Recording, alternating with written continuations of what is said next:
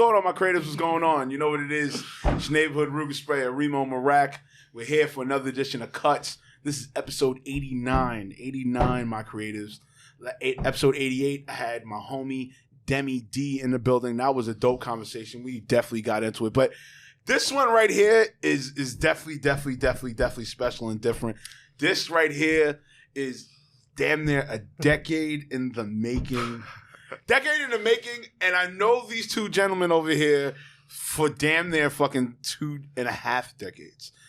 And the reason being, because we went to one of the dopest fucking art schools in New York City, hands down. We are the alumni of art and design. I have to my left, to your right, I got my man Pete from Pete's Basement, Roger Kenny. What is good, son? Hello. What is good to see good, you, man. son? Listen here. The levels that we're going on, salud, we are drinking. Salud. Yes, yo, unbelievably, we are in our 40s. and create. It's all good. That's all good. How'd that happen? But creatively, though, we have done tremendous things. And courtesy of the high school I just said, High School of Art and Design, like, yo, just to go into it, man, like, oh my God, what is going on? What's shaking, man? Yeah. What is going on now? What is going on now? Hey, listen. First and foremost, right here, I'll put the cards up. I don't even give a damn. Pete's Basement, like literally one of the dopest comic book platforms. I had to bring him here. You know what I'm saying? We've been talking the search fire.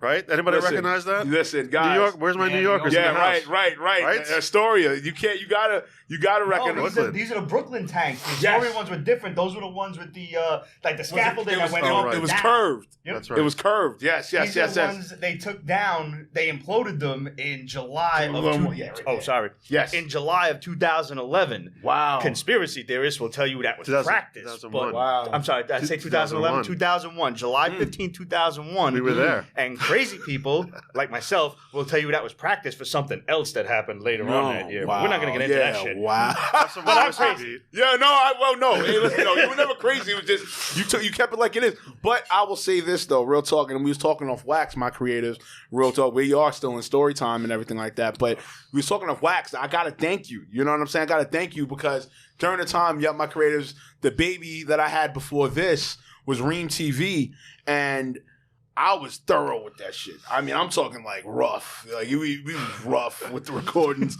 rough.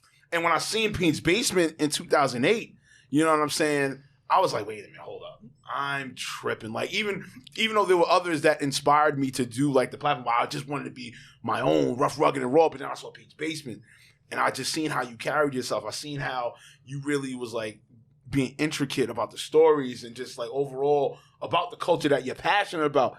And I was like, hey, hold the fuck up. I got to switch this up. So I definitely wanted to say that to you. You know, thank you. And also, too, that the fact that, you know, this was 10 years in the making, you know what I'm saying? And in both of our growths, as we're growing with this, like, content creative space and media space and entertainment space and everything like that. And Roger, you too, same thing. I know you've done writing and you've done a couple of documentaries and stuff like that. And I just seen the growth, and I always seen it on Facebook. So, you know, to you, gentlemen, thank you. And just overall, just what we did at Art and Design, it was like, yo, please. And, I'm always going to tell y'all thank you. So, you know, off the rip, man, what is good? What is going on? Let's get into it right off the rip. I think you're giving Pete's Basement way too much credit there. I think so. No. But I'm just saying, no. I always keep it real, son. You know what I'm saying? Because, listen, we can talk about numbers. Like, it doesn't matter. It's about how you make your impact in comic book. Like, believe it or not, a few people, when I said I was having you on, they knew about you.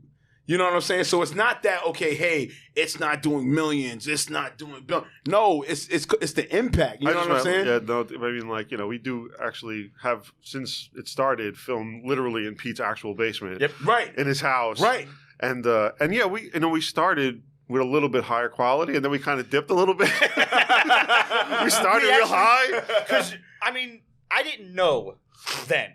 Because it was you and Adam and Steve doing the editing. And then when it came down to me doing some of the editing, And I realized, like, this 3-camera shit is not working for me. This is fucking ridiculous. So, yeah, a higher quality, and it was like, oh, yeah, doing this and that. But we had a lot more time then. This was 14 years ago. Right. You know, a lot of people had kids and whatnot. Right. Some of us just got drunker over the years, and the basement accumulated more stuff. And, you know, and, like, it's funny because the expectation from the internet audience is, like, you know, they're willing to accept if you look at like Twitch with a guy on like a green screen with like, you know, a video game behind them the whole time, and he's got millions of people watching him. It's like, oh, okay, you could push it a lot, you know, with the quality. It doesn't have to be like we had literally had like 4 guys at a table and 3 cameras on them and like lav mics. And like, you know, and like, you know, XR cables going across the room, right? And then after a while, we were just like, you know, when people are watching, we can just do it. You know, we can make it a little bit more raw, which they seem to have liked. Good. It's I mean, look, you know, hey man, look, I mean, here we are in the studio with like.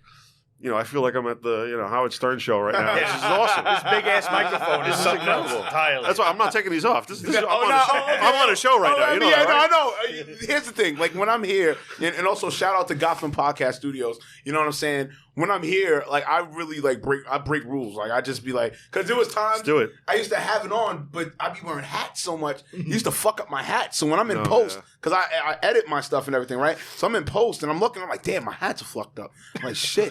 I was like, got that line right through the center. Yeah, like it's like crunched down red and all that. And I'm like, nah, let me get this off. It's all right. My voice, they can hear me. I trust their judgment. They you know, here they do quality audio production. You know what I'm saying? So I trust it. And then just like you said about Pete and his levels, I'm the same way because we're boisterous individuals. I'm telling you, man. So it's like, yo, fuck it.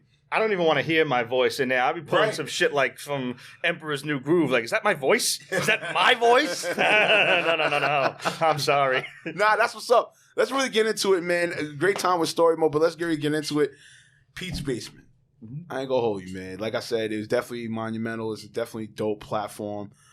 In your heart of hearts, what did you see in the beginning for this platform, and then also too, as it is now, what is it that you cherish of it now? I think in the beginning we thought like this was we figured we'd be on TV soon enough, like eventually. Because why the hell not? We're hilarious. And we are. It was just like, I don't know. There wasn't a lot of people doing comic book podcasts back then. It was a few. Right. And like iFanboy was one that I remember. And I don't even recall any of the others. And they're still around. They have they have their website still. And they were great guys. I never took to the name. I never liked the name Fanboy. So when we started it, we wanted to distance ourselves from that. It felt wimpy. Like we wanted to prove to people that comic book fans can be regular people and be nerds too. Like we can get laid just like the rest of you. Right. Hold on. We're not the pocket protecting, mouth breathing nerds that we that are stereotypes. Yeah. I think the point there because I think I remember a conversation very early on is like, you know, what are we going to call the show? And like, in addition, and certainly Fanboy and any other sort of iteration of a comic book, you know, word came up, but we managed to distance ourselves completely from any and all SEO. Okay, right? There's a zero, like you can't tell at all from Pete's Basement what the show's about, which is like that was a really bad move, but still it worked. No, that was great though. That's why I said I was thanking y'all because what it is, like I said, when it came to Ream TV. Like, you already knew after a while, what hood shit Remo's going to, what ratchet shit Remo's going to get mixed in with, or whatever. But with Pete's Basement, it would get led into, then it'd be like the debates about comic books. Oh, okay, what about the expos? And what should the expos do better? And XYZ within the comic book space. So, definitely no. That's what it was. And it led to what you guys were doing and continuously doing. And it led to the connections that you guys, you know, built over the years. You know what I'm saying? So, never the fact of, okay, hey, we didn't want people to know off the rip. It was comic book. No, that's great. The name happened purely by accident. And really? Oh, yeah, you got to go into that. We were sitting there trying to figure out what the hell to call it, and we went through myriad names. We used to hang out in my basement all the time, pretty much, back in high school. Yeah. And the amount of dumb shit that had happened in the basement, and I think the very first episode was called "Welcome to Pete's Basement," where Steve broke the light that time. That's right. And it was always right. so basically what my friend had done. I had one of them like circular lights, you know, like the old school kitchen lights and shit. And I don't know what the fuck we were doing. filming. He picks up a chair. We're definitely filming this some is prior shit. to Pete's Basement. In high school, we used to make movies in Pete's house. No, I remember that. I remember that. You might have been there for that. I definitely there for a few of them. You might have been there for a few. You might have been there for a few. Well, I mean, everybody came through at that point, and there was at least two. Because I know Diego's house. Because you wasn't too far from. Shouts to Diego. You was too far from. But I remember I think it was the weekend, the Friday before we went on Christmas break, and I think we was at Diego's house, and we was wilding. We was playing Man in his house, and his mom was like tripping, like, yo, we were fucking up his house. I remember a time running through the streets of Astoria with like Diego, Saban, Jarek, and mad other people, Vinny. And Larry, you're like, yo, Larry, yes. Larry. Oh man. Well, but my friend Steve picks up like one of these kind of chairs, lifts it over his head like as if like a wrestling kind of smash a chair, shit. and the light just said, psh, like, Smash okay. the light, yeah. And I mean, there was just crazy other shit. I had a bird cage in my ass, You had a so bird thanks cage to trick up your ass. photography. That was, Some like literally fucking, I don't know, somebody standing in front of me and remember Jenny pulling and the bird cage like comes out and like, there's a bird cage up their ass, and my friend Chris was like, I have a bird cage in my ass. It was like so clearly. stupid ass, and all of this out of context stuff, all your viewers are gonna be like, the fuck are these weirdos talking about?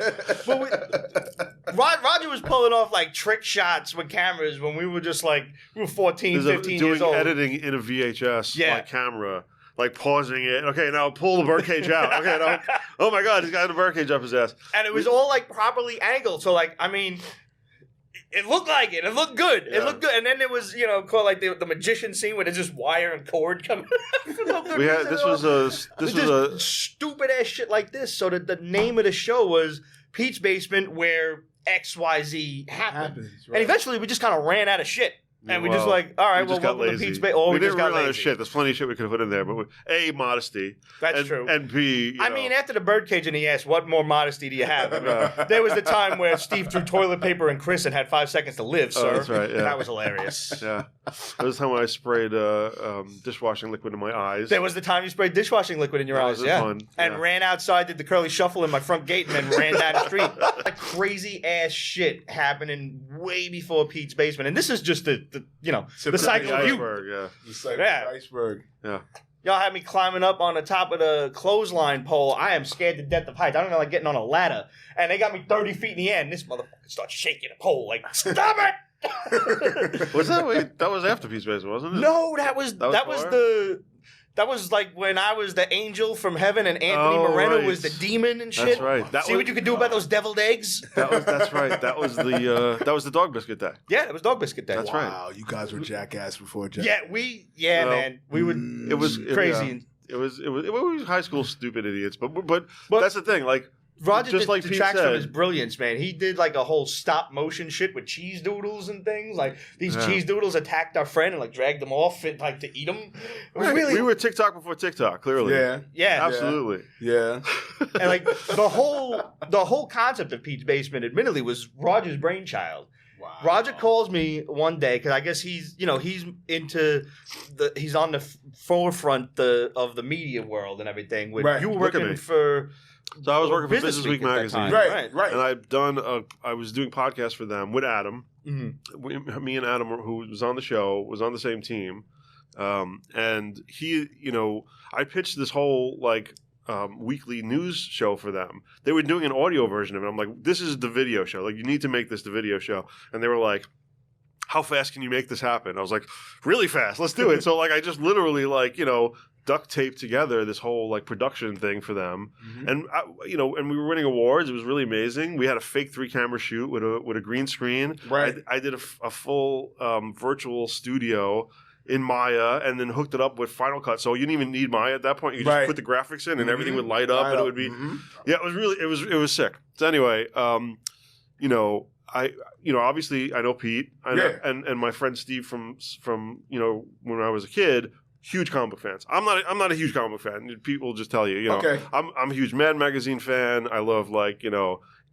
crazy, independent zines, all that kind of shit. But I was never into the mainstream comics. But whenever Pete and Steve got together, and most of the friends from high school, would just geek out about comics. Really go off on it. And so for me, I knew about that. But then also, Ramon, who's also on Pete's Basement, and Adam, I knew from work. And they were two huge comic book fans. And whenever they would get together, like Ramon would walk past Adam's, cubicle, and they would spend an hour just talking about Batman and fucking, this and that. And what did you see what happened with Harley Quinn and this, right? And so it was at the time when I said to myself, you know what? Like, that's a show, this is like, we're in New York.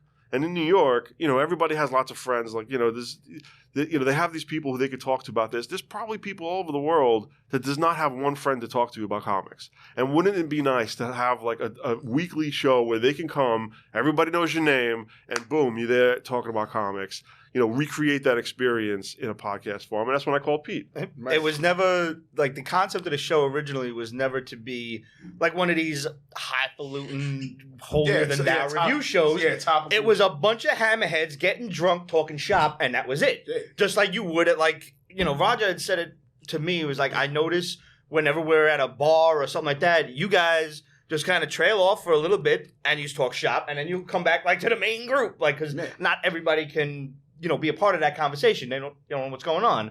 But that was his concept, was like, I got these other two friends and we'll bring you guys together. And like you said, who doesn't have people to talk shop with? Because some, people from other states or something like that, they don't got no friends that are into this stuff. Right.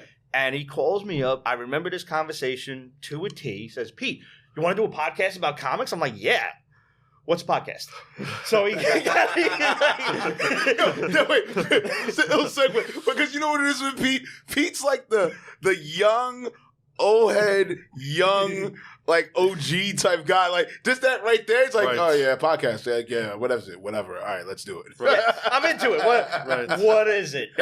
He's like, well, it's like an internet TV show. I'm like, cool. Yeah, let's do this.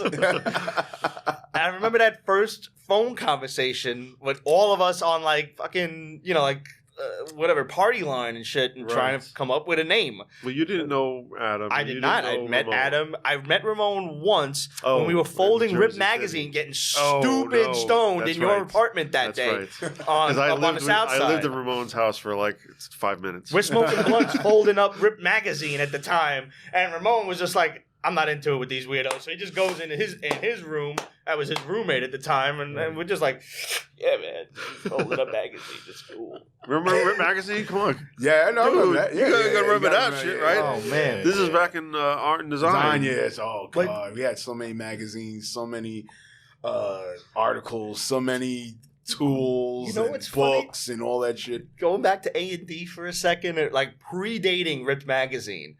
Do you remember the paid thank you sticker event? Like, everybody, we started that shit, and all of a sudden, everybody wanted them. That's right. People that didn't even like us were like, oh, man, I want some of those. I feel like that was Anthony Morena gave me a roll of paid thank you stickers. And then we were just handing them out to people. And like, and then... I remember that.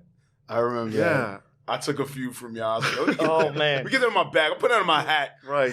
Yeah. You know what the beauty of it? Like, people don't understand when I try to tell them about our A&D days. Because they had, like, let's say the typical high school experience. You got your nerds, your jocks, your... We had non-conventional teachers. We had non-conventional everything, man.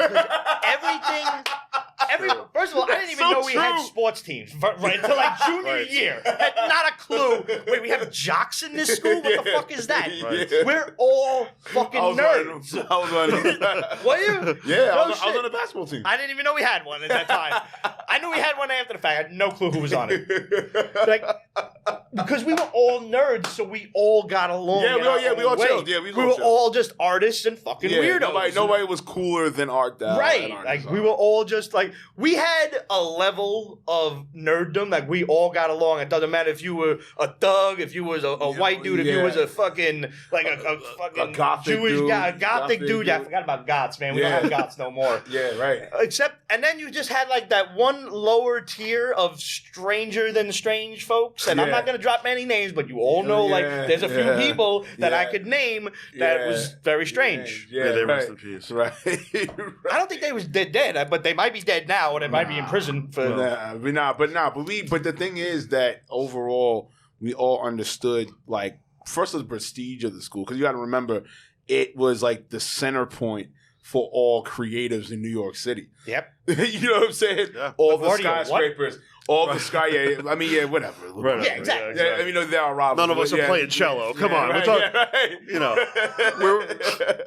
know, we have compasses and right. That's what we were doing. We were changing the world with like pencils and paper. No, and then also too on gummy erasers. On an industry standpoint, you'd be surprised. Entertainment industry of the many people that went to art and design, and it's like potent figures that went there. You know what I'm saying? Yeah. So it's like, it's like every time I think about it, I cry. I'm like, damn, bro, like this shit is the reason why I'm here in entertainment. This is why I do creatively things. This is why I have that mindset, because it was like with us, what we did, and being raised in Queens, and taking the trip to Manhattan, and we go to like downtown to Soho. We went down to fucking the Village and all this other shit, and was like really just getting into it. You know what I'm saying? So at the end of the day, it's not shocking to hear what Roger's doing. It's not shocking to hear what you doing, myself, and many others that still kept in with the arts. You know what I'm saying? Yeah. And overall, just like what the school did for us. You know what I'm saying? Because it's like, you got to think about it. We all were a melting pot. We all were like from other boroughs. You know what I'm saying? We went to a high school in Midtown Manhattan. Yep. Turtle Bay, snooty Midtown fucking Manhattan. And didn't know what the fuck to accept. Like, always say our class. I mean, there's other classes that try to say shit about themselves. But our class in 98 kind of set the tone for like going before the millennium. Like, all right, we kind of broke the wall for you guys literally, because we were doing shit that would, not only get exonerated, arrested, definitely deported, for sure exiled, definitely for a fact could have been on the newspaper so many fucking times. You know what I'm saying? Thank God there was no social media then. What? Could you imagine if from 1994, my creators, I'm reaching out to my creators, 1994 up until 1998. Can you imagine if we had an Instagram? No. Oh my God! Thank God we don't. No, thank God. Jail, definitely jail. Facts. I don't know about you guys. No, possibly, because we did some. We all did some collusional stuff. Oh, like the time. Hold on. Were you guys part of this shit? We fucked around at Norman Thomas in summer school. Were you guys part of that? No, I don't remember that. Oh shit, you guys missed out on that. I was a good little nerd. I didn't go to summer school. Right. Yo, so I'll put you in the story. Shout out to Dexter. Shout out to Derek. Shout out to fucking God rest the dead, Saban. Man, that's a toast. Yes. Definitely. Carrie. Who else went with us? Shalico. Yeah, Carrie. Yes, Carrie. Jeez. Who else? Shalico. We had fucking ran to town. Shalico's still doing his thing. Yeah. He's don't tell me Shalico's there. Doing tattoos. Yeah. Okay, Shalico's still doing his thing. We were so going to the segue of my careers. We had to go to summer school, unfortunately. I'll put it like this. I was a dickhead around that year. I think that was like 96. So I was like, when I was like entering being a jock, and I thought I was too cool for school to like, all right, let me finish out my grades and not go to. So I wanted to go to some school for whatever fucking reason it was. I thought it was just too cool to like go to some school in Midtown. I was like, whatever, right? So we were wilding over at Norman Thomas. Now, mind you, that's our rival school. Right. You know, that's another rival school. In sports, that's another rival fucking school. So we're wilding over there. We're like, yo, this is art and design too. Fuck that. Wilding. So whatever, I think something happened where we were playing what's the manhunt game we was playing in junior year and senior year? Oh my God, Capture the Flag. No, not that one. The other one. Was it Kindred Spirits? or something like that. Through the floors. Yeah. Vinny and Squee. And this kid, like, we don't even know this guy. He's like a, I don't know, junior, sophomore, whatever. And he heard, obviously, everybody heard about what was going on. Right. To start out with, we were the only, like, herbs who we cut class and stayed to fucking school. Right. We just stayed put. And we just wandered the hall. No, don't get twisted. I did every now and then. I knew how to get the fuck out the building. But yeah, there were many ways. But all your friends, we would just stay here and we just wouldn't go to class and stick around. And just stayed at lunch or we stayed in the auditorium or something. This kid tries to, like, he's like, oh shit, and he tucks in like he's got the flag and tries to run by us. And we're like, nope. And this was like the height of my martial arts career. I threw a sweep at this kid, tricked him as he's going forward into Vinny's arms, who throws him back in a suplex. Yeah. Squee catches his ass and pile drives this kid into the stone floor. Right. I'm like, he's dead. Right. What have we done? Yo, did y'all see the video? I remember, I think John Mena has the video. I think when in Frank's class, when y'all bombarded in Frank's class, like Saban suplexes me, fucking John Mena walls out, he fucking does some dumb shit, he fucking kicks somebody's ass. Frank is like, yo, you assholes, get out my school, get out my class, B. And he's taking his wooden stick. The white sorcerer staff. Oh man, Mr. Frank. He's fucking going to town on us, hitting us and shit. And I was like, yo, what the fuck? So when I tell people our stories, right? Yo, they look at me like, yo, are you fucking serious? This can't be real. Nah, you're bugging. For you guys out there, you got to picture Mr. Frank. Y'all remember Bob Ross? Remember Egon Spengler from fucking Ghostbusters? He had that big white like afro hair, but the front kind of curled up. Yeah, right. Man, Mr. Frank. Oh and my God. He was always trying to like. He used like cool language, but he didn't quite use it right. Like, yo, hook it up, B. But let me tell you, this man could draw dinosaurs like Jurassic Park. He was an artist, yo. I didn't have him, Mr. Frank, but Mr. like, Borcon. No, I didn't take cartooning, but was you with me in Borcon's class? I think I was. I think we were in most of the cartooning classes together. Yes. Remember what I used to do to him to piss him off? I used to come in, hey, Borky, what's going on? It's a pat on the back. I fucking told you, don't fucking pat me on the back. Hey, what's going on, Borky? What are we doing today? Oh my God. I just had to go. Those teachers had so much abuse, man. They really did. And they took it. They took it. But they gave it back. That's the funny shit. That's true. They gave it back. Yep. That's why I said they're not. Oh my Chevlo. Chevlo threw zingers, man. Brenson. Even Dr. Grady, the English teacher. Oh, who was the short English teacher with the orange fro? Oh, she was real prissy. Addison, right? No, McLaughlin. No, Wall. Mrs. Wall. Miss Wall. Miss Wall. Yeah. Oh, she was Fran Drescher before Fran Drescher. Like, she was, yes, darling. No, get out my class. I don't want you here. Like, whoa. No, McLaughlin was like the guidance counselor. Oh, yeah. McLaughlin I had her as an English teacher, and she was just nuts. Really? Addison was nuts too. She was. I remember that. I remember. I'm not gonna say what the situation, but I remember she tried to come at me one time with the. Listen, Addison.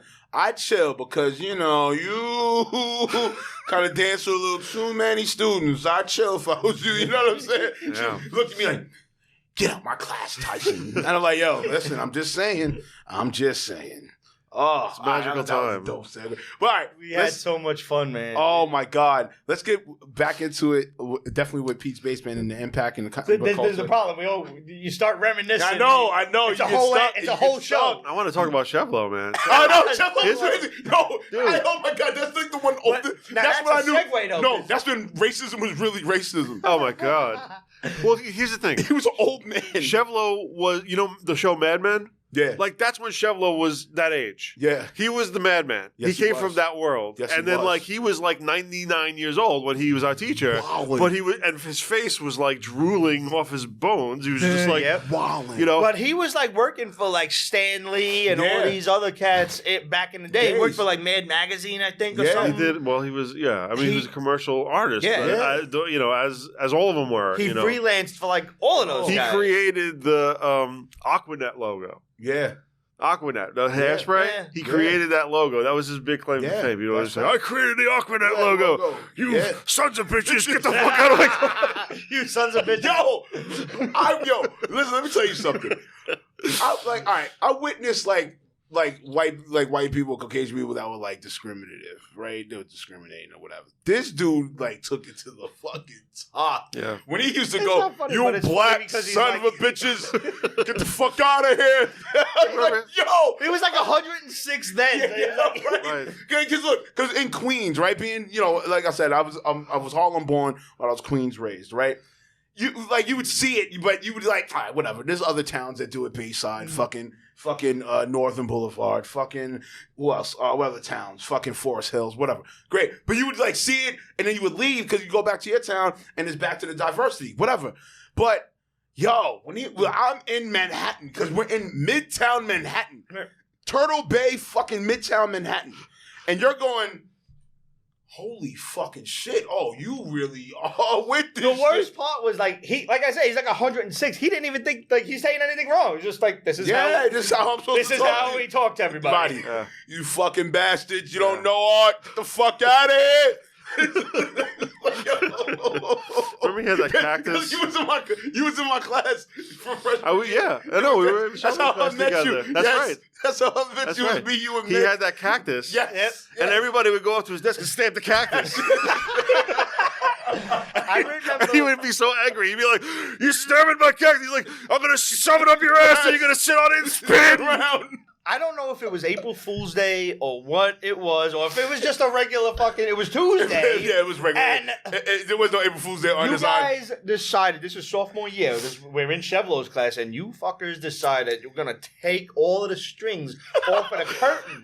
You know where I'm going with this. I remember that. And you tie it to the chairs and the desks like some pirate's knot. And the whole thing is a network.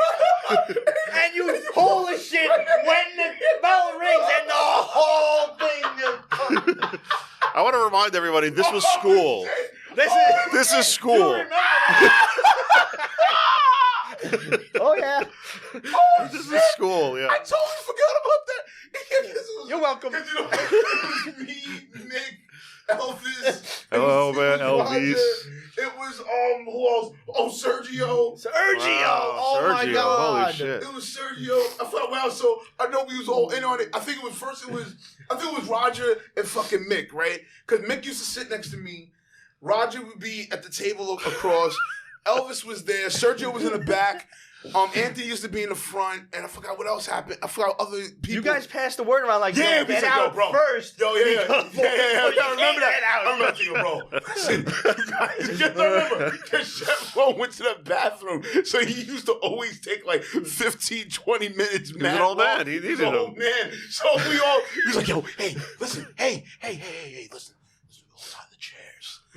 You tie that. Remo, Kareem, yo, you gotta get this. I said, I got you, son. He was tying that shit. And then, yo, I think it was Mick that pulled the string, the final string. I think if it wasn't Mick, I think it was either Mick or it was Sergio. It was one of the two. All I know is we all were like, and was crying, laughing. Yeah. And then when they came to us, the question, yo, that shit was hilarious too. Because it felt like Ocean's 11. Who's responsible? Who's responsible? I don't even know what you're talking about. And then at that time, I had already got suspended. I think I was one of the first freshmen that got suspended or whatever and shit like that. So I came back from suspension. So they just automatically came to my room. All right, Tyson, what you know about this? I'm like, yo, I just got back. What do you want from me? You suspended me for a week. What do you want from me? Yeah. You know, oh my God. Yeah. Man. This segue. Oh my God. What were we talking about? I don't even know. Good times, I'm man. sorry. I did that. I brought it back to you'll go back to the actual topic at hand, and that's my fault. All right. Let's go. Oh shit! Wow. Hold on. Let me get my hat back in order. That was fucking awesome. All right. So with Pete's Basement, right? I know you guys definitely covered with comic books and stuff like that. There was other things to it, but comic book was the main emphasis. What's y'all take on the impact of the comic book movies now for the culture, like real rap? Like, what's your take on it? Is it high? Is it low? Or is it you appreciate the fact that, okay, Hollywood kind of was a hit or miss sometimes on the movies. What's your take on it? Either one of you. Honestly, man, the movies have had such an impact on the comic book industry as a whole, and for better and worse, all at the same time. Like on one hand, the prices of stuff is going sky high. So if you were a collector from the beginning, like when we were kids, you're making millions. Yeah, you've got issues that all of a sudden you paid $4 or $5 for that are now going for $80, $100, even $500 out of the blue for no good reason. Mm-hmm. There was a time when you could get a first appearance of Miles Morales, the Spider-Man, it was in the dollar bins. And now that there's speculation that he's eventually going to show up in the movies, this is a $1,000 book on any day of the week. Right. So, and this is like a raw copy. Forget graded. Graded is going way higher than that. Wow. So it's like the prices of stuff. So if you're a collector and you were in it beforehand, right, you're just sitting back, just watching your investment grow. Right. If you're trying to get into it now, you got to be a lot more selective. Right. As far as like some of the stories go, there's tension. What is reflected by the movies and what was originally in the comics. And the best example I can give at this point is the new Ms. Marvel trailer that just dropped. Now, Kamala Khan was a fan of Captain Marvel, and she was just like she was a little Islamic girl, Muslim girl from New Jersey. And she was just a fan of Captain Marvel. And she turns out to be inhuman after the Terrigen Mist hits her. And she comes out, and honestly, like, this is a change I feel is for the better, mind you. Some people are just in contention about that because maybe they're purists or whatever. But, she basically just had, like, glorified Mr. Fantastic powers. Like, she could extend her arms and, she could grow her limbs and shit. And all she really did was, like, that big fist thing. And I was like, y'all are trying to be diverse and make different characters, and great. That's fantastic, but you could have wrote that one a bit better, I think. Right. So in the new trailer, if you've seen it, Ms. Marvel has the show. I believe it's dropping in June. It's going to be on Disney Plus. Okay. And they've kind of advanced her character to go along with they call it, the new movie's called The Marvels. So you're going to have Brie Larson's Captain Marvel. You're going to have Monica Rambeau. Nice. Like the Spectrum Captain Marvel, and you're going to have her in this as well. And they kind of gave her it looks like Quasar's quantum bands. Oh, wow. And she's kind of running around almost like a glorified Green Lantern. Like she's using these bands to, she's still using that whole big fist thing, but now it's more like an energy projection rather than a Mr. Fantastic power. Right. And I think that's worlds better for the character. And some people are like, oh, that doesn't work. She was never like that. Yeah, she wasn't, but she was also kind of whack because they try to make this character relevant and they failed time and time again with, how many times was her series restarted? Right. And I'm all for diversity and whatnot in comics, but I also want new characters. I don't want you to change characters like for the sake of fucking change. Like when Will Smith played Deadshot and they turned him from a white dude into a black dude, and then in the comics they try to reflect that. I'm like, slow down. Like, and to me, like the best description that I heard from that was, this was a black man saying this on Twitter. It was like it's like getting white people leftovers, and you don't want that. You want a new character. And I'm gonna be the first to say, not the first to say, but when Miles Morales was first announced, Brian Michael Bendis was writing this. You're gonna make a half black, half Latino kid be Spider-Man. And all right, you're taking the two largest, let's say, minorities in New York City. You're combining them together, and you're making Spider-Man. Spider-Man's supposed to be the everyday superhero. This sounds like a gimmick to me in order to sell comics. And you know what? If it was a gimmick, so be it. It turned out amazing because that's how you write a character. Spider-Man, Miles Morales turned out to be a better Spider-Man at the time than probably Peter Parker was in decades. And that he became the everyday superhero. His race did not define him. It was the fact that he was an awesome character. And that's what people forget. When they want to do all of this different diversity. They want to make characters homosexual. They want to make characters trans and all of this stuff. That's fantastic. Do that. But don't arbitrarily change a character that already exists. Make an awesome new character. And people are like, well, that's really hard. Yeah, it's difficult. Yeah, it's called creativity. That's the fucking point. It's difficult. Do you think that Brian Michael Bendis just woke up one day and said, we're going to make a half black, half Latino Spider-Man. He's going to be great. No, he probably sat on that shit for over a year or so, formulating it. And like, he made Miles Morales one of the greatest comic book characters ever. And ever. His fucking first appearance is sky high right now, and it is deserved because he's an awesome character. And not for nothing, one of our A&D brethren is doing his fucking cover art. Torrin is drawing Miles Morales covers. Man, pick us Torrin Clark. That is my dude. Hell yeah. Torrin, man. Torrin. I gotta hit a Torrin. He has to come here. Fuck that, bro. We knew Torrin was one of the most talented sons of bitches in school back then. If arguably, damn for sure, top 10. Absolutely. Easily. Absolutely. Top 10, easily. Watching his career evolve on social media has just been such a pleasure. Yes. Yeah, it has. Oh my God. Yeah, I'm so well deserved. Torrin's pulling up. Fuck that. Like, I want to see.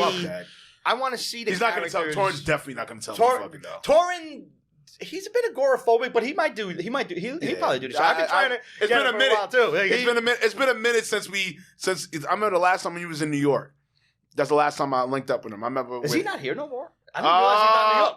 I think he might have left from the last time. I think the last time when I seen him. And that's with Rob Cave, too. I got to hit him up, too. Robert Cave. He's still rapping. From my understanding, he still spits. He's still rapping. Really? Still rapping. Spit Deuce Howard. He still does his clothing line. You know what I'm saying? Right. Who else from A&D that you guys know that we are in the industry? What did I remember to Melissa? Melissa, I think, is an art teacher now. Really? She did. I gotta get her on too. She had quite a few. She's in the top 10 too. She was in the top. Amazing. If she was the top, she was definitely A1. Son. I think she was when she did with the anime. Top there. Yeah, she was A1, son. I think she was the first one of anyone in our class to be published. Like, she did that work for it was like an anime manga. There was like Viz Video or something like that, and they had like a publication line, and she did. I know she did like Santa Claus versus Dracula or something like that. That was in Rip Magazine. Are you sure? No, she did Snuffles and Prick. She did Snuffles and Prick for Rip Magazine, and also which was like a glorious Tom and Jerry spin. Right, and also. Geriatric boxing. Oh my God, she was such an amazing. I got to hit her up on it's Facebook. Such a wonderful, humble woman. See what's up. Yeah. Yo, definitely. Let's continue on. Because I definitely know on Pete's Basement, you also have the figurines as well. I do. I'm a big toy collector, and I've gotten more so over the years. Like as toys have, in the last, I would say 4 or 5 years, toys have evolved beyond anything we could have imagined. Right. All right. Funko Pops. Because I'm collecting Funko.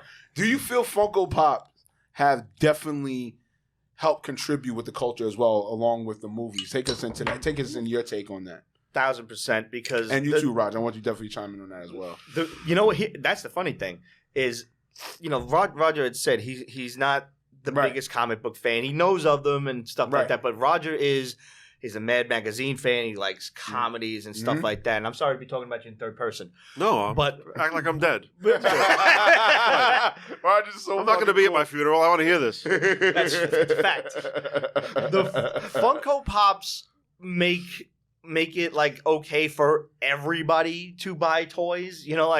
Because it's a little fucking head. It's like a big big ass stupid eyes, and the body is kind of like descriptive of what you're buying. Like a He-Man is just like a blonde-haired guy with your fucking He-Man's body, and Skeletor or fucking Doc Holliday, Val Kilmer from Tombstone. I have Al Bundy. Right. There's so many characters in every. That's cool. Every fandom you could possibly imagine, there's a Funko Pop for you. So you don't have to get into collecting every single one of them, but you could have your niche, like, name something. Do they have All in the Family? I don't know if they got all in the family. I know they got yet. the Jeffersons. They have the Jeffersons? Yeah, they got the Jeffersons. They do. I want that. They got. I think I just recently seen because I have the app. I think they got Wheezy. They got Wheezy. That's awesome. They got the husband. They George. got George Jefferson. They got who are the neighbors? I think they got the neighbors. Oh, I forgot the names. Yeah, I forgot the neighbors' names. And I think they got the maid too. I think. Okay. And then they got. I think they have All in the Family, if I'm not mistaken. Yeah, I think man. they touched that. I haven't even seen They an touch- Archie they Bunker touch- one, but that would Yeah, be funny. they not All in the Family. What's the other one? No, Good Times. I know Good they Times, touched. Good I know they Times. touched. Oh my Yeah, God. they touched Good Times. They touched Ninja Turtles. They touched. Ninja Turtles. They touched Pro Stars.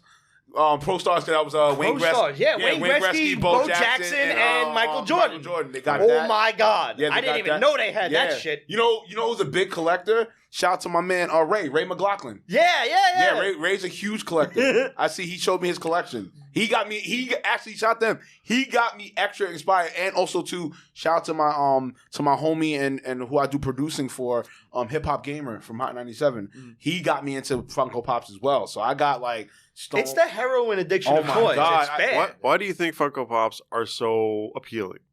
because everybody. it's the can buy it. fandom. Yeah, It's like there's something for everyone. and then also too, like money wise, you really gotta be strategic. Like I learned how to be strategic with figurines. Like I never learned that before. Like if I seen a figurine, I was like, oh, I'll get it, cool, whatever. And I didn't really appreciate the value. Funko Pops helped me. Like when I got the app and I appreciated shit. Right. Oh hell yeah! Like my 10-inch LeBron James, I got the LA one. I really got it on purpose. I was like, all right, if he wins this ring, all right, cool. The price is gonna go up. Mm-hmm. And the Wayne Gretzky one too went up. Like Wayne Gretzky went up. I got Michael Knight with him and Kit. Yeah. Like Kit's the Oh, bottom. cool. It's so Oh, good. awesome. Kit's the I love car. that one. Yeah, Oh, Kit's the awesome. car, and then Michael Knight's head is on top. I got that. I got both. They got the B.A. Baracus Yeah, one right. with the fucking 18 in van. 18 van. I gotta get That's that. a fucking expensive one to find if you don't have it already. Yeah, you gotta get 18. that. Because you know what's crazy? You know who was having it at first? Blockbuster had it. Really? I did the history back on it. Blockbuster was the original ones that had it. Back in the And now day. these are And the this ones is- that are like $10,000, $15,000 God, because yeah. they're so rare. Yeah, like yo, Blockbuster had Blockbuster had them during the time when Blockbuster was like almost fading out. Okay. So they had the toys and shit. So yeah, so there's Blockbuster exclusives. And when Wow. it first started, it wasn't obviously every character in the book. It was this guy, Freddie Funko. Yeah. And he Really? would dress up like the character. almost. Right. Like if he was, let's say just Ronald McDonald, for example. Right. He would dress up. You had Yeah, Freddie he would just Funko, be in a Martin costume, McDonald. but it was Right. his head. And all these original Funkos are literally like 10, 15 grand. Right. Wow. Right. But How much is how many are an average run of a particular character? they're thousands. There's 1,000 of them. Oh my god. They number them all. And Yeah. there's different sections now. There's like TV, there's video games, Yeah. there's comic books, there's DC, See, Marvel, indie stuff. WWE. You know what I want? I want Night Court. They have, No, I think- they I have think Bull. They might No, I think actually they do. have Night Court. They have Night Court. Yeah, I think they so. might. I think because they did touch on shows. They touched on shows. That's what I want. Bull. I want. Yeah. John Larroquette. I want to say there's a fucking Mhm. bull. What was his name? Who is the judge? I can't remember. No, the judge was Harry Anderson. Harry Anderson. That's I right. can't think of Bull's name. Richard Shannon. Riordan. In real life. Bull Shannon was his name. No, Richard. Richard Mall. Yeah. Yep. Richard Mall, okay. John Larroquette was Yep. what's his name, and the woman I forget her name too. Yeah. Marky Post. What's She that? just died recently. Yeah, Marky oh, Post. that's right. Yes. Yes. There's a new Night Court coming out. It was the woman. The judge is supposed to be Harry Anderson's daughter. Really? John Larroquette's reprising his role. Yeah. Yeah. Wow. What'd you guys think of the new Ghostbusters movie? I loved it. I loved every minute of it. Yo, I ain't gonna hold Oh you. my God. Yo, let me tell you something. When Egon came, That was I knew it was gonna happen. Yo, I fucking I'm sitting cried there like- because of how the story. This is my jam. correlated. I'm glad we brought this up. I brought it up. No, I'm that's glad we fine. brought it because this is my fucking jam. Yeah. I liked it a lot. By the way, there were Ghostbusters Funkos all over the Oh place. my god, yeah. So just so you know, Dunkin' Donuts was selling it like crazy, Dude, when they The Stay had Puffs. Egon turn the house into a trap, I was like, I'm in. This is amazing. This is exactly what I want the next Ghostbusters to be. I mean, but here's the thing. There were things I didn't like about it. Okay. And it's kind of like the new Star Wars. It's like they give you so much everything you want. It's like, something's fake here. You know, it's like you reject the Matrix when it's too good. You know what I mean? Right. It's like it's so fucking good that I don't. You know, this what's extra here? And the new Star Wars movies. You know, apologies to everyone out there, made me appreciate the prequels more. Okay. Because at least it was a totally different take on something, right? Right. The you know, here's honestly here's my pitch for the Ghostbusters. What they should have done, they should have gone all in on Evo Shandor. They should have made the brother, who was honestly just like a fucking throwaway character. Why the older brother? Like, why was he there? I don't know. They should have made him more angsty because of his mother and father all breaking up and all that shit. He should have been super angsty, and he should have fallen in with like an Evo Shandor cult in this new place that they went. And there should have been a whole like Evo Shandor cult.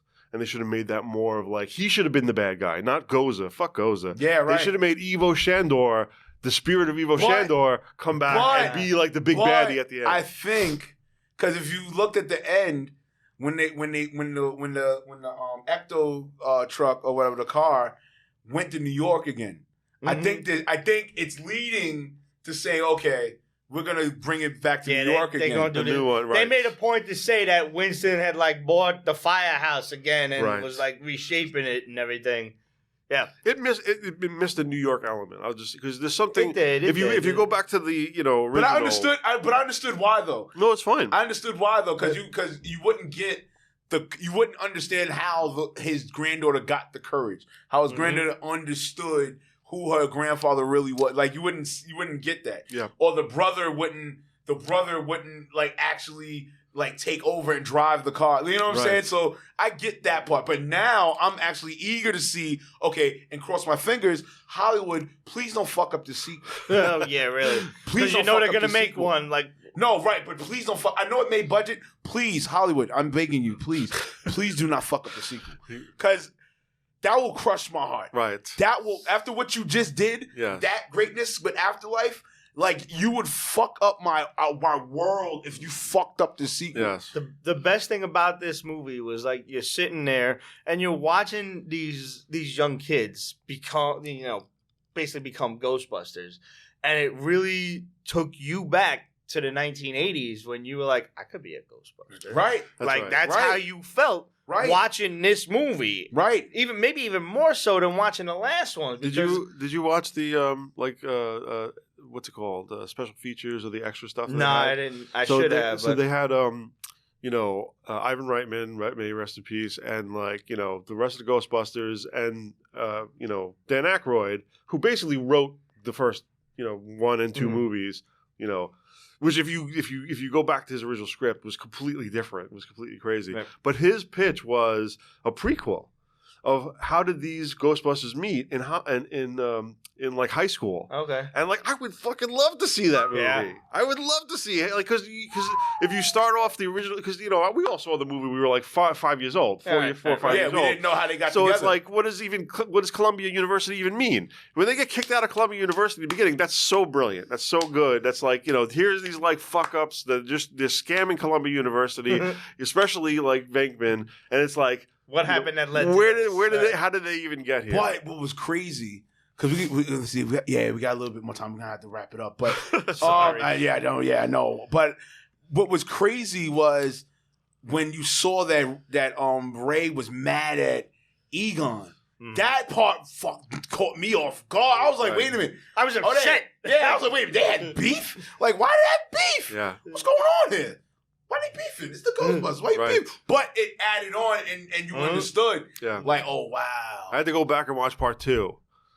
Because he had that shop in part 2. Yes. In part 2, he had that shop. Yeah, he did. And see, what was the sort of history there. But, yeah. Yeah, I mean, I don't know. We can talk about Ghostbusters forever. Oh, man. We can talk about a lot of shit forever. I mean, but, I wanted to ask y'all about, before we leave, I want to definitely ask you guys about ComicCon. Now, I know you guys are vets and a half for the ComicCon. Super facts. Take my creatives before you give out. Take my creatives into your rookie years and now your vet years. Take us into the whole transition of that. What's the feeling? Real talk. Because that's the ComicCon's like the WrestleMania of anything in comic book community. Like, I know there's other places that have it, but when it's New York Comic-Con, we are the WrestleMania of this shit. You know what I'm saying? Mm-hmm. May I? Take it. Okay, first of all, Comic-Con is fun. It's a blast. It's amazing to go to see it, especially if you've never seen it before. Right. On the other hand, Comic-Con from a podcast standpoint is tough because it's like you're there for work. And you don't really get to enjoy yourself. You know, you're running around, you're trying to do these interviews that you hope will draw in YouTube views. You know, like that's your sole purpose for being there, is like find the creators that are popular enough, that are willing to do an interview, to talk to you, whomever you are, whether you're fucking, comicbook.com, whether you're IGN, or whether you're Pete's Basement. It doesn't matter. You know, if they have the time to talk to you. And you do these interviews, and some of them are super fun, some of them are kind of lame, and some of them you kind of gotta like coach the interviewee through the entire time. Oh, which I like to call, which some of the media like to call, book bagging the interview. Okay, that's a great term. Like book bagging the interview. You know it. Like sometimes there are guests that you just like gotta carry the whole way through. Jesus Christ, I hate those. I prefer the guest, as I'm sure you do, where you can ask them 3 sentences worth of a question and they take it from there. Mm-hmm. Like, I've had a lot of fun interviewing certain guests that I can name drop off the top of my head. Was like the creators of, oh God, the Paybacks. The Paybacks, Donnie Cates and Elliot Rahal. Ooh. These guys were hilarious. And Donnie Cates, at this point, if you're into comics and you don't know Donnie Cates, what even are you reading? Like, this guy's everywhere. We interviewed him when he first started in one of his original books. Honestly, Daryl DMC McDaniels was one of my most emphatic interviews. Yeah. He's such a DMC good is no dude. joke. He's such a happy dude. He's just happy to talk to you. He's really with the shits, with comic books and everything. He just wants to do shit to like help kids learn to read. Like, holy fuck, are you just an awesome human being? And like, honestly, like the best interview Pete's Basement I think ever did was fucking J.M. DeMathis and Tom DeFalco in Artist Alley. And like, we were talking to Tom DeFalco and J.M. DeMathis is right next to him, and they just chimes in, and these two are like such veterans of the industry that they just start going back and forth like fucking Abbott and Costello, and we're just like filming, like, all right, just let it go, just let it go. It is like, this is awesome. Like, there were great interviews like that, and then there were interviews where you're just like, and what are you doing next? And you just, my God, you gotta like pull it out of them, and you're like, and then you go home and you've got 2 to 3 weeks worth of editing nonsense to do to try and make this whole shit relevant, because you're trying to drop in slates and images and things like that, and to you're cover like, up the what the boredom. fuck for? Yeah, and you get, I don't know, a couple of 100 views, and you're just like, and you do that every fuck year, and you're just like, why am I continuing to do this? And you try to explore different avenues, different creators, different things. Finally, honestly, this past year, going to Comic-Con in the midst of COVID, while the world was in, going to hell, and trying to kind of claw its way back, this was the most fun I've had at Comic-Con in years. Is it because it cut back on the abundance that of the people that were attending? Oh, that's definitely why. Oh yeah. I'm not gonna lie. I'm not gonna lie. Right? Yeah. No. Trust I know, kid. It was a lot more comfortable. I got some stories when the vaccine mandates came. And certain events that I was attending to do, like cover media, or if I do Cuts podcast and cover it and do some on my vlog with it and everything, that I was getting like prime rib fucking like selections and areas to go record and shit. I was like, how happy were you to not have to push your way through crowds, and like I was able to walk freely, and I'm like, and the world should have a new plague every year. Set my tripod perfectly. Yeah. And Bro, get to it. I did something I've been meaning to do for years, which was just like I got myself a GoPro, I strapped that son of a bitch to my chest, right, and I literally just walked around Comic-Con and let people experience the con as I did. So if I stopped to look at some books and shit and buy some comics or look at some stuff on the wall, that's what they saw. And that's what I tried to impart to them is like, instead of killing myself, first of all, to go through the Comic-Con experience, and you're, interviewing all of these people that are really grateful for the interview, but you're doing it almost just like as a favor because you're not getting anything out of it as far as views and YouTube revenue are concerned. Right. You're doing it just for, I don't know. I don't fucking know why you're doing it. I don't know. Kindness of your heart. Right. This I had more fun doing this than I did in a long, long time. And even though it took me like a good week and a half to edit it because, I wanted to make the video nice. I wanted to make it look good. I still have that, that artist's mentality of like, I'm not going to put this shit out if it don't look good. Yeah, no, you're damn right. It's still like, you're damn when right. I was done, I was like, I'm really happy with this. And this is kind of where I'm going to go with Comic-Con from here on in. Mm-hmm. Because people don't watch like interviews like that, and if they want them or something like that, maybe they can request them or something. But other than that, I had just fun walking around, and I honestly, I think we got more views on that video than we did on mad other interview videos. I'm not gonna say put together, but like, total whatever. That's what's up. It was. There was that year that we shared a table with Chris Claremont. Honestly, that was really great. He was Artist Alley. When Artist Alley allowed podcasts to be in it, they had like a whole podcast avenue for Podcast Alley. We were right on the other side of Chris Claremont. Oh, nice. And Claremont was my cousin was like, who's that guy with all the, the people lined up? I was like, yeah, like every X-Men animated series episode, like he basically wrote the original story, and he yells back like, yeah, I used to be somebody important. Like, this dude's funny. Chris Claremont was probably one of the best guys we had on the show. All right, cool.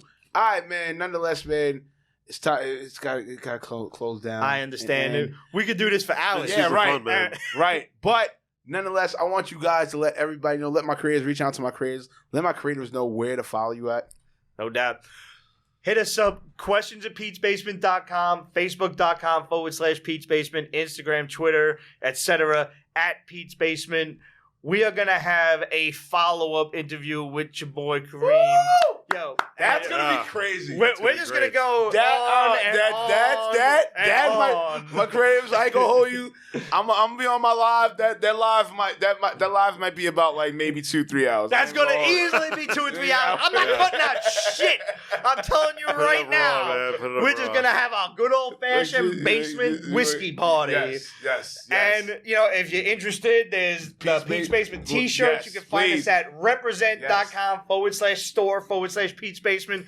Not only can you get one of these, you can get the awesome Pete's Basement, the 13th season one, where I made this really cool graphic with like Friday the 13th and shit. Oh, nice. And by the way, there was the 13th episode of the 13th season that we did on Friday the 13th. I did a little episode manipulation to make sure that timing worked. And right after that is when the world descended into hell. So I'm pretty much blaming ourselves for It's your fault. So Pete's Basement, it's your fault. It's all your fault, Pete. Yeah, no, we fucked everything up. Damn fucking Astoria Queens kid. You can get that shirt. You can get such New York-esque t-shirts as like when you're walking behind somebody and it's like, put the phone down and walk faster t-shirts. Like, I'm really, really proud of that. My biggest pet peeve. Yes, Roger. Fucking really. Yeah. Yes, Roger, please let my creators know where to follow your greatness and everything. Yeah, man. Well, my, Roger Wall Street is my Twitter. Okay. Yeah, because there's a funny story behind that, because I work at Wall Street Journal, so they made me have a Twitter, and I was like, fine, Roger Wall Street. Why not, right? So follow me there if you want to follow me on Twitter. And then King Otho pretty much everywhere else, Instagram. And I just built an NFT gallery. Oh, nice. A VR NFT gallery. Nice. That was just featured at Miami Basel in Art Basel Miami last year. That's the Road Gallery. And in addition to, I can't wait to get back into the basement and do Yeah. this again. This is so good. This is what's fun, man. You This better has be been so fucking good. Sir, you better be in fucking attendance. I know you. I haven't. No, honestly. I know Parenthood is the number one Parenthood. thing. But no, right? But no, motherfucker. If I'm here, this is 10 If years. you're there, motherfucker, I'm there. I am motherfucking This is there. 10 years in the motherfucking Dude. making. You better be. Fucking I will in the be building. there. When you are there, I'm there for sure. But my creators, like I said, man, this was episode 89. Episode 89 of CUTS Podcast. You know what CUTS stand for? Culture, Urban, Technology, and Sports. Nonetheless, my creators, you know what the deal is. If you have questions, feedback, or anything, go to the email, cutspodcast1@gmail.com. Also, go to the website, remomarak.com. Also, too, go to the Instagram, C.U.T.S, as well as cutspodcast.com. If you want to go to my personal Instagram, you know what that is. Remo Marak _, at Remo Marak _ and Twitter is at Remo Marak. Like I said, I am gracious of this episode. Nonetheless, gotta go out. We gotta get out of here. You know what it is. You know how I'm gonna rem up for. That's PTC. That's pound that chest. Come on, man. We are out of here, my creators. Peace. It's yours truly, Remo Marak, a.k.a. Chef Remo. Yeah, you hear it, CUTS. You know what the CUTS stand for. Culture, Urban, Technology, and Sports. Now, for the latest features, content, interviews, and more, click that subscribe button. Come on, man!